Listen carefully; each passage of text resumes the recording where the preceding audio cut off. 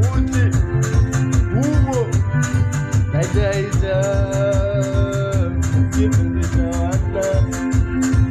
umo twende wedia eti naona unajita kutokupayuka maneno na sambaza unajona keki na mbomu kwenye nedi na yako mengi na mengine sisemi na penzi langu kashea na wauni utona kona ukaniona katuni na kumbuka kipenzi